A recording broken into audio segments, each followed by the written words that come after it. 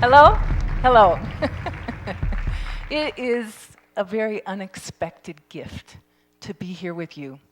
And my invitation is that we look together at what does it mean for us as human beings to stretch ourselves into a new balance with life.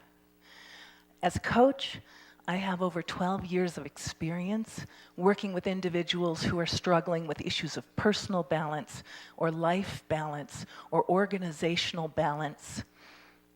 And I also have been fortunate for the last several years to be behind the scenes at TED, supporting TED Fellows as a coach. Gracias. And I have to tell you, true confession, that when the invitation to not just be behind the scenes at TED, but to step forward and actually contribute my voice in a TEDx talk, when that invitation came to me, it knocked me off my balance. I lost my balance. I was thrown. And as a coach, we're always noticing what's going on, so I'm going, look at this, look at you. This most amazing opportunity is here, and you're recoiling.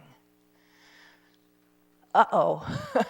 Here's an opportunity to stretch yourself into a new balance with life. So, part of my invitation is that you join me in not just looking at what it is to stretch ourselves into a new balance, but also to look at a personal example of someone trying to stretch themselves into a new balance, because that's what I'm doing right here, right now, with you. So, you may see examples of me breathing, and that's part of the process. So, to begin this exploration and weave together the personal example with the larger exploration, we're going to look at how balance shows up in dance. And you may think, why dance? Well, on the one hand, dance is about movement. And movement can show us, it can reveal things that we may not catch through words alone. And also, dance is a deep part of my personal history. And it will illustrate, I think, some of the patterns in life, the ways that I've been balancing that make it difficult for me to stand here and be this visible. So, you should know that my mother was a dancer. And I grew up often in a theater like this, huddled in a corner, trying to catch a few winks of sleep, but not wanting to close my eyes because, I loved watching her dance. And I wanted to dance so bad. And by the time I could tell my left foot from my right and I could finally skip, I got to take dance lessons. So I was so fortunate to grow up dancing. And I learned a lot about balance from dance. And one of the things I learned is that when you are dancing, you have to dance with all of you. And if you're trying to take a leap, a big leap, if your heart's not in it, it shows. Or if you're trying to do a big, big, big turn and your mind is somewhere else, it's not going to work. You're going to lose your balance. So I could see through dance that there's this amazing dynamic interplay between our heart and our mind and our muscle. And this is true not just in a dance performance, but it's true every day. We're always, as we move through life, walking in some sort of pattern of interconnectedness of thought and action and feeling. And over time, we fall into certain patterns. And you'll see patterns like this, or you'll see someone else who maybe has a pattern of moving through life like this. And each of these ways of moving through life have different mindsets. You know, we see the world differently when we're moving through life this way than if we're moving through life like this. So these patterns of ours, as they habituate within daily life, we lose sight of them. And this feels normal, or this feels normal, and you could see different balances, but on the inside, the experience is comfort. This is what works, or this is where I'm comfortable. So as we're walking through life in our habitual balance, and suddenly an invitation or something comes and it knocks us off balance, breathing, I realized, what if being knocked off balance is a gift? What if being knocked off balance wakes us up to the question of what is it in which I've been balancing? What is this world, these patterns of ways of thinking, ways of feeling, ways of interacting with each other? What if I wake up to that and take a look and say, is this balance still serving me? Well, we're going to take a look at a little bit of the personal example of patterns. So this is another photo my mother had that I discovered as I'm preparing for this. So what do we see?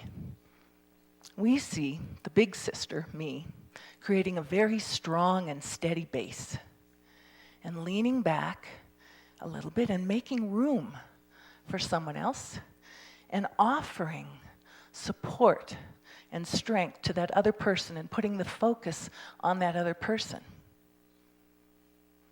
Is it any wonder that I ended up a coach? This pattern is a perfect fit for coaching. However, it may not be the perfect fit for everything. And one would say, well, okay, we noticed that pattern, but why don't you just change that pattern? Well, sometimes the patterns that we've developed over time are connected with things that really matter to us. We develop the patterns in a context that has meaning. And the meaning for me is what it meant to be a big sister and what it meant to love. And at that age anyway, if I was too out there and too bold, oops, someone much smaller and more delicate might get hurt. Or if I move too fast and just think about what I want, I might leave somebody that I love in the dust. So my pattern of ways of moving in life are connected to a sense of meaning and purpose. So that's why I think when the invitation came, it really grabbed me because there's deeper meaning involved. So when we have an insight like this, it's fabulous because we go, wow, here's an opportunity to live into perhaps a different balance or to take that framework of balance in which I've been living and to stretch it and trying to move differently in the world. But to see something is not the same as to be able to do it.